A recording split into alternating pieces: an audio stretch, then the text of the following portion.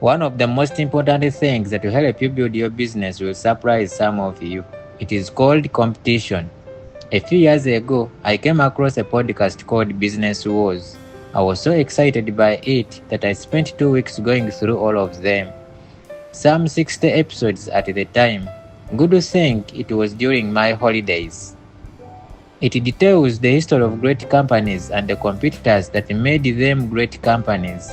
For example, Coca-Cola vs Pepsi, Estee Lauder vs L'Oreal, epic battles between well-matched entrepreneurs and their companies. These companies fought using one primary tool, innovation. If you are a football fan, you will know that competition is what makes the team great. Imagine Barcelona and no Real Madrid, or Manchester United and no Liverpool. Personally, I have never enjoyed the German or French leagues because they are dominated by one team, whereas the EPL has at least 6 teams that could challenge for top spot. Every season, you can see the innovations that coaches are trying out to get on top of their competitors. This makes the game more exciting for fans and grows their businesses. There is an excellent Netflix miniseries called Splint, which came out before the last Olympics and follows the intense competition between the runners from America and Jamaica. It is one of my favorite shows ever. A lot of entrepreneurs in Africa don't really appreciate that competition is a good thing for their business. Some will go to quite extraordinary lengths to stop competitors rather than using innovation. They will even approach politicians and regulators to try to make it difficult for a competitor in one way or another. State-owned companies throughout Africa are notorious for using power politics to stop competitors and yet do very little to innovate with products that delight customers. If you need power politics to help you grow your business, it will be difficult for you to be recognized as a great entrepreneur, even though it might make you rich.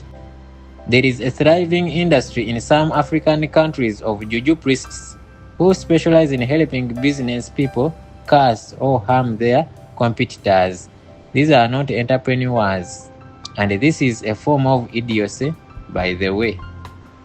To beat your competitor and grow at the same time, you must innovate to create new products and constantly improve what you have. Those of you who have studied business in school know that companies fight for competitive advantage in many ways, including cost leadership, differentiation, focus, reputation, strategic partnerships. Check out one of the afterthoughts for more from this list. One of these, innovation is the most important and can also be added to each of the above. Now, here are some action steps for you this weekend. First, sit down and list your competitors. Then carefully examine their products. What do they do and how you respond innovatively, speaking to create more value where it counts. How is your product different and better? Remember, most investors look for competitive advantage. Then prepare for a conversation with me. Imagine I ask you to name your competitors and list all the innovations you have launched over the past 3 months. How would you answer me if you just pause? I will move on. For these competitors, the tiniest fraction of a second means the difference between a gold, silver, and a bronze, or no podium at all, after a lifetime of training. In business, even what you think are the smallest of positive innovations can make a world of difference when customers compare your company versus the competitors. Keep at it. Afterthought. If you don't have competitive advantage, don't compete. Jack Welch. There is nothing that gets my adrenaline going more than the opportunity to beat a competitor using innovation. I love it. What about you? Tell us how you are competing. If you've had to lobby a powerful politician to help you stop a competitor, shame on you. An entrepreneur who does not have a healthy respect for competitors and instead chooses to denigrate or dismiss them is a red flag to an experienced investor. Personally, I would never invest in someone who does not respect his or her competitors. Years ago, I introduced you to the concept of what we call in business fast follow. This is when your competitor introduces a new innovation to their product lineup that you don't have. You have to respond innovatively by introducing something similar or better as quickly as possible. Whilst I prefer to be fast with a new innovation, I never want to see a competitor allowed to proceed unchallenged with something better. I have often given you the analogy of the entrepreneur's toolbox. In it are the permitted tools with which you respond to any situation that arises. Using these tools, you can build a business that rises above its competitors and grows very big. I even gave them to you as two formulas: innovation plus marketing minus cost equals profit, and the 3 P's: product, people, process. So when faced with competition, you must respond through only these two formulas. Yes, if for instance a competitor introduces a new innovative product or service, you might first increase marketing of what you already have to buy you time, or you might turn to lowering prices as long as you can concurrently cut costs.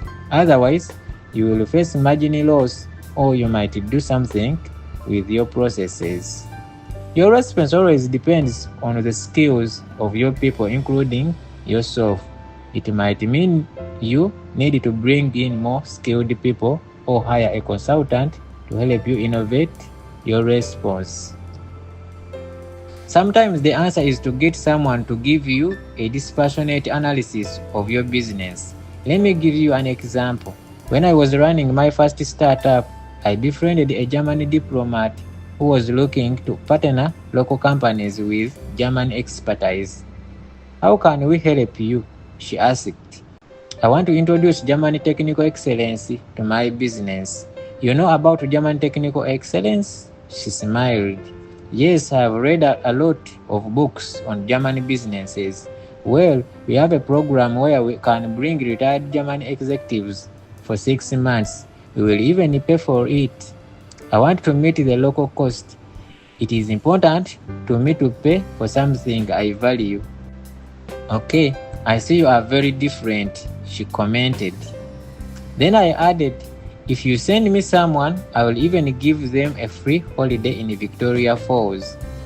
And with that, we both laughed.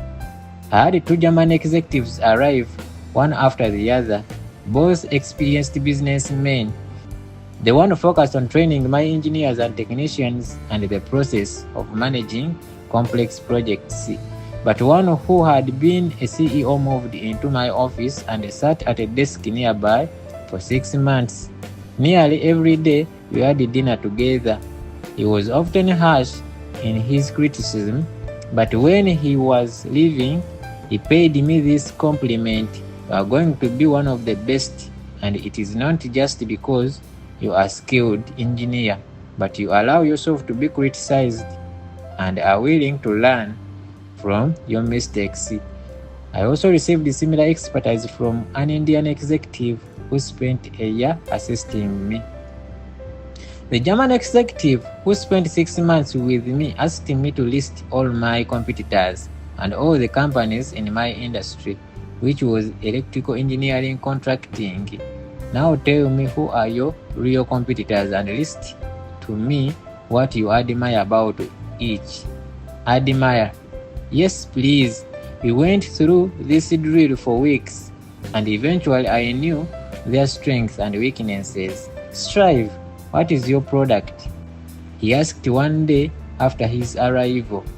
"Don't be generic, I want you to be specific. There are a lot of things you do that you need to stop right away." Initially, I was angry and even irritated, but I did not show it. By the time he left, We had stripped away most of the things we did. We had identified our unique skills and strengths. It was brutal because I fired a lot of people, and for a time we were actually smaller than we had been. Then we took off like a rocket ship. Lion Cup, there are so many things that you can learn from me, some that I in turn learned from others long ago. I'm almost 65 years old now, and I share the path which I took step by step, precept by precept. What do you think happened at the business called Manchester United when new investors took over? They had serious, well-resourced competitors like Chelsea, Man U United, Liverpool, and Arsenal, all owned by billionaires. They turned to the 3Ps. They brought in a manager who was known for his innovations in how the game is played. He not only upgraded his product, but he also upgraded the processes on and off the field. Through marketing, they turned Man City into a global brand. Product, people, process. What can you tell me about these things? It does not matter about what type of business it is.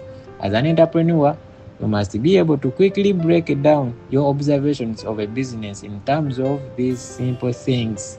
You must be able to see innovation or lack of it. If this were an MBA class, I would give you a list of businesses and ask you to describe them in terms of product, including their level of innovation, process, including how they manage cost, and the people, including their star players, squad strength, and team cohesion. The rest is just noise from the stadium, so to speak. I know some of you want to meet with me. That is great, but will I be speaking to a player or a spectator in the game of entrepreneurship?